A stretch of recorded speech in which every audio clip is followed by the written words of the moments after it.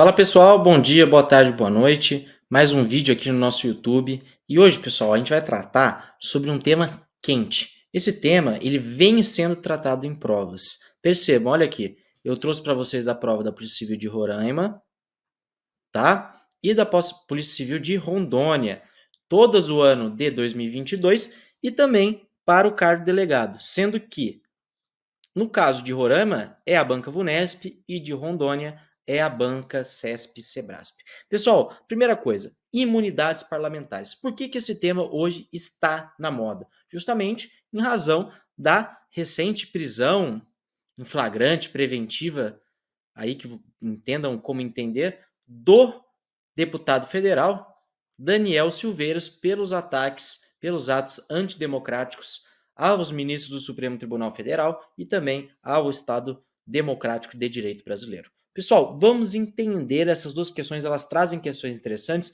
e a gente vai analisar assertiva por assertiva até a gente encontrar o erro e encontrar a também assertiva correta. Beleza? Vamos começar aqui do nosso lado.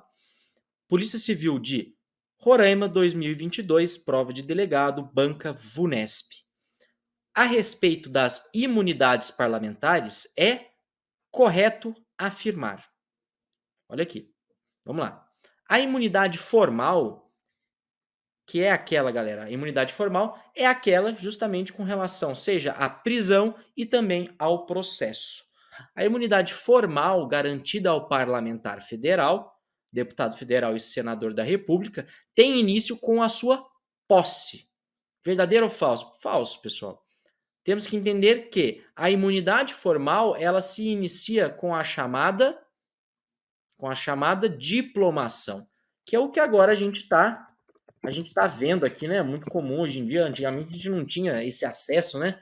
Essas cerimônias de diplomação. Hoje a gente vê os grandes veículos de comunicação noticiando a diplomação do presidente da República, dos deputados federais e assim por diante. Então, por exemplo, hoje já esse vídeo é gravado já em dezembro desse ano, do ano 2022, nós já temos o início das imunidades parlamentares, ainda que antes da posse. Beleza? Olha aqui. Assertiva B. Está pedindo a correta, então a A está incorreta. A aprovação da respectiva casa legislativa é condição necessária para a manutenção da prisão em flagrante delito de crime inafiançável, do parlamentar, óbvio. Pessoal, a assertiva está bem bonita. Vamos deixar ela de lado, mas eu estou com feeling, com sentido que essa é a correta. Vamos lá. Ó, letra C, item C. Os autos da prisão do parlamentar devem ser remetidos à casa legislativa respectiva. Verdade. No prazo de 24 horas. Verdade. Para que, pelo voto secreto da maioria absoluta, resolva sobre a prisão. Pessoal, o único erro dessa assertiva é justamente o voto secreto. O voto, no caso aqui, ele é aberto, tá bom? Ele é aberto. Então vamos explicar. Essa aqui, pessoal, no item C, é a imunidade quanto à prisão, pessoal. Então, o parlamentar federal, segundo a Constituição Federal, ele só pode ser preso nos casos de flagrante delito de crime inafiançável. Havendo flagrante delito de crime inafiançável, a autoridade policial formaliza o auto de prisão em flagrante e remete esse auto para a casa respectiva a qual esse parlamentar federal está vinculado. E nessa casa legislativa, no prazo de 24 horas, é convocada uma sessão extraordinária para que os parlamentares da casa, pela maioria absoluta dos seus membros, pelo voto aberto, ostensivo e não secreto, resolva sobre essa prisão. E essa resolução da prisão, pessoal, não é uma audiência de custódia, não é isso. Não se analisa critérios jurídicos, mas sim critérios políticos, se foram respeitadas as garantias do parlamentares e também critérios políticos. Ah, não, a gente não acha que tem que ser preso. Beleza, mano. Critério político, discricionário. Beleza?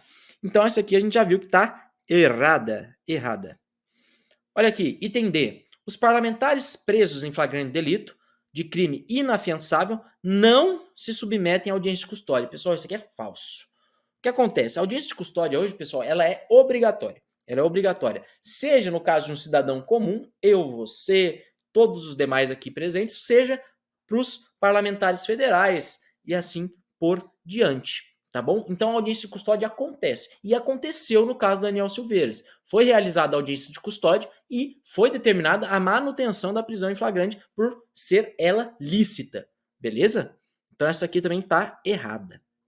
Olha aqui. Item E. É automática a perda do mandato parlamentar na hipótese de condenação criminal transitada em julgado, não havendo necessidade de manifestação da Casa Legislativa a que pertence. Pessoal, essa assertiva ela pode estar certa. Só que o que acontece? Esse tema ele não é pacífico, seja na doutrina, seja na jurisprudência.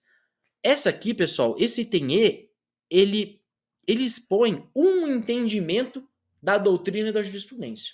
Porque existe um outro entendimento que entende que a perda ela não é automática. Por quê? Porque ela se submete à apreciação da Casa Legislativa. E, de acordo com o teor, a lei seca, a Constituição seca, vamos colocar assim, essa assertiva ela está incorreta. Por quê? A hipótese de condenação criminal transitada em julgado se submete à hipótese de cassação. Então, exige-se a manifestação da Casa Legislativa. E como a VUNESP gosta de lei seca, a gente tem que entender que isso aqui está errado. Percebam, isso é estratégia de prova, beleza? Então esse item E tá errado. E, como eu disse para vocês, o mais bonitinho aqui é a letra B.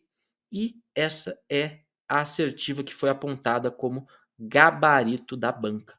A aprovação da respectiva Casa Legislativa é condição necessária para a manutenção da prisão em flagrante delito de crime inafiançável. O que isso impõe, pessoal? É que a prisão ela somente será lícita se for realizada justamente a análise do auto de prisão em flagrante pela casa respectiva do parlamentar. Condição de admissibilidade, de continuidade, de prosseguibilidade da prisão do parlamentar federal. Beleza? Pessoal, Polícia Civil de Roraima, 2022, delegado de polícia, CESP-SEBRASP. Olha o temido CESP-SEBRASP. Não é verdadeiro ou falso, certo ou errado, né? É uma questão com assertivas A, B, C, D e E. Múltipla escolha. Bora! Em relação às possíveis imunidades, assinale a opção correta. Vamos lá. A imunidade material se estende indiscriminadamente aos membros do Poder Executivo detentores de mandato eletivo. Horrível, feia, nossa senhora. Péssima, horrível. O que acontece, galera? No Poder Executivo, possui imunidade material, segundo a Constituição Federal, tão somente os membros do Poder Executivo, eu digo, né? Tão somente o presidente da República, segundo a Constituição Federal.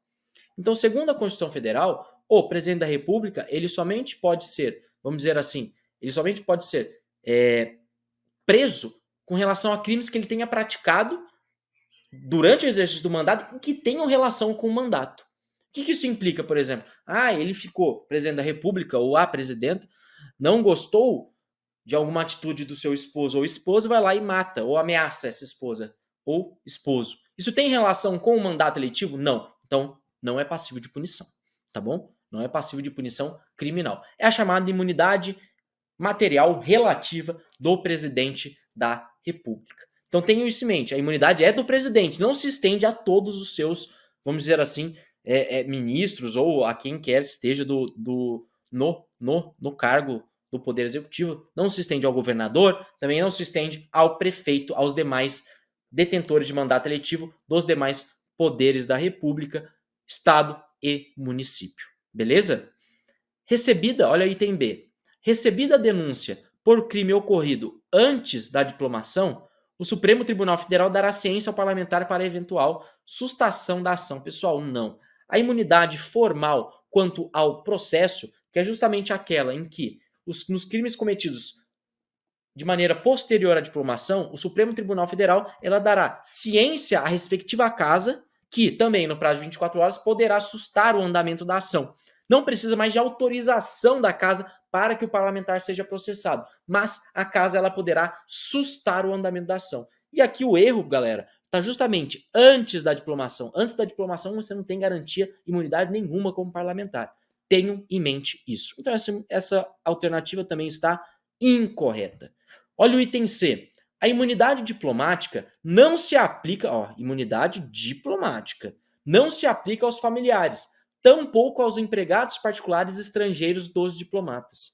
Pessoal, a gente precisa ter em mente que o diplomata, ele possui a chamada imunidade material absoluta.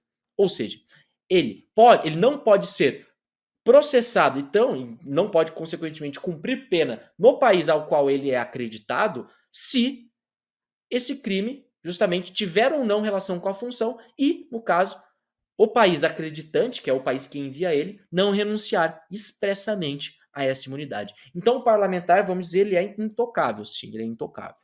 Ele somente pode ser processado pela jurisdição do país acreditante. O país acreditante é aquele que envia. O país acreditado é o que recebe. Então você tem um embaixador americano. O país acreditante é os Estados Unidos da América. O país acreditado é o Brasil. Esse é o exemplo. A imunidade diplomática, pessoal, ela é absoluta, como eu disse para vocês. Abarca os crimes cometidos no exercício do mandato e os crimes que não são cometidos no exercício do mandato.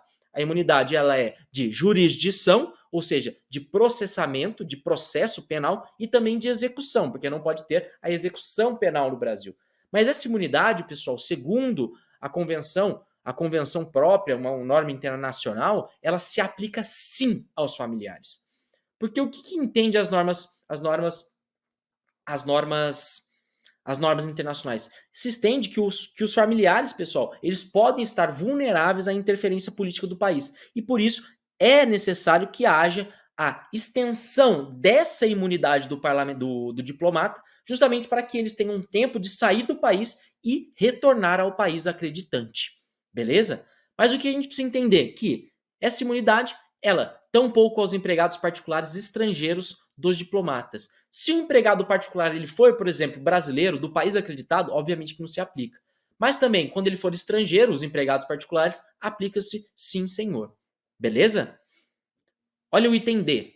A imunidade é renunciável por parte do diplomata, posto que a pretensão punitiva de um Estado pode afetar seu direito de liberdade. Pessoal, a gente precisa entender que as imunidades, elas não são prerrogativas. Não é um privilégio.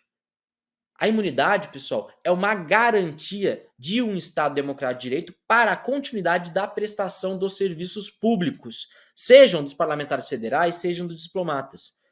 As imunidades, pessoal, é um direito, é uma garantia.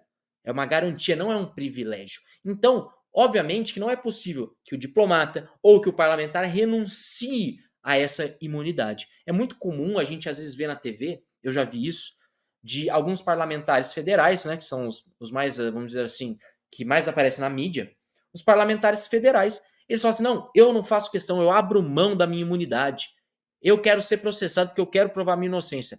Ouro de tolo, tolo. Isso não cabe, porque a imunidade é um direito.